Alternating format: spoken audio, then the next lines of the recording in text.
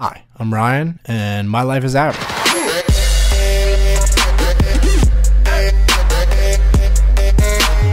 Hey, how much do you make? See, that's a question that I get asked all the time. People don't know, A, can you even make money on YouTube? And B, how much do you make and are you rich? Let me start off by saying that YouTube is a very interesting thing. There are a lot of YouTubers out there who make a crap load of money. If a crap load was a figure, it would be what they make. There are a lot of YouTubers that are very, very wealthy right now, that are doing very well, that can live on their own, that can buy houses and things that most people in their teens and 20s wouldn't really be able to do.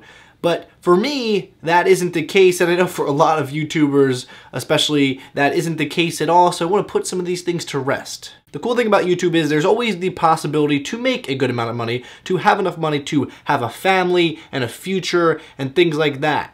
Right now, for me, that isn't exactly what's happening, but the opportunity is there, and that is very nice. A lot of that depends on if you're with a network, how many brand deals you're getting, what kind of brand deals you're getting, and all these things. I know people always think that a lot of YouTubers like myself, like, oh, he has 300,000 subscribers and SDK has 100,000 and they get a good amount of views. He probably makes maybe $20,000 a month. People think all the time, how much do you make? $10,000 a month, all this. Now, I can't actually answer that question legally, but it is nowhere, and I mean nowhere near that. Now, this isn't a crimey river thing where it's like, oh, feel bad for me, I don't make that much money, because trust me, I've been doing it this long because I know that my job right now is to make videos on the internet. I understand how that is. I've been working since I was 15 years old. I did stuff at Best Buy and Lone Star and Aeropostale and lawn care. I did all these jobs and I hated it, and I finally found something that I don't even consider a job because it's not really hard work to me. It's something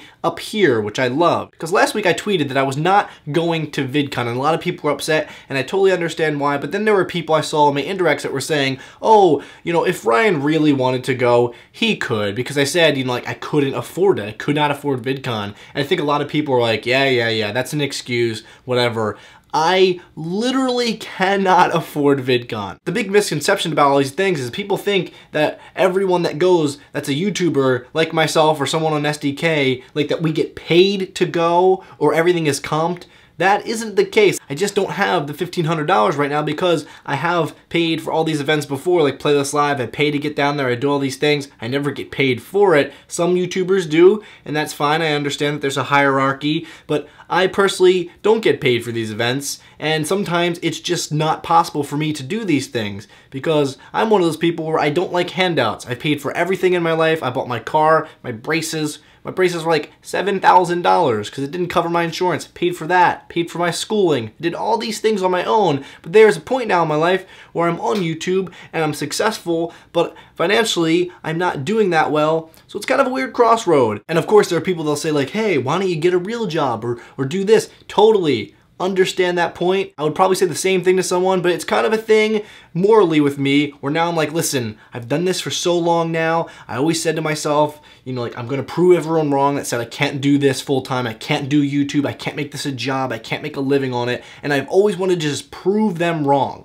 And that's what I'm going to do. Whether it makes me look like an idiot or a whiner or complainer or not, I'm going to keep doing YouTube because it's one of those things where you start doing YouTube as a hobby. I didn't do it for money, but there becomes a point where it is your life. You're investing so much time, so much money and travel in it, where you do need some financial backing. That's just the way it goes. Especially at my age, I'm getting older, so I gotta start planning ahead of the future. That being said, any YouTuber that actually complains and is upset at YouTube for not making enough money, that's ridiculous because, like I said, I don't ever complain, I'm just telling you the facts because I know that this is a dream come true for me to be able to do this, and the fact that I can make any money is insanely comical. If you would have told me when I was in like 9th grade I'd be making money in any way, uploading content to the internet, I would be the happiest person in the world. But that's it. I just wanted to get all that out of the way. Every week I'm just going to kind of start answering questions that everyone's been asking in a video like this. So make sure to give it a thumbs up. We broke 4,000 last week.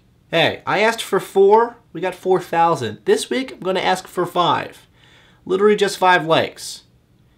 Please. Make sure to comment down below what you want me to talk about next week. Is there a question you have about the internet?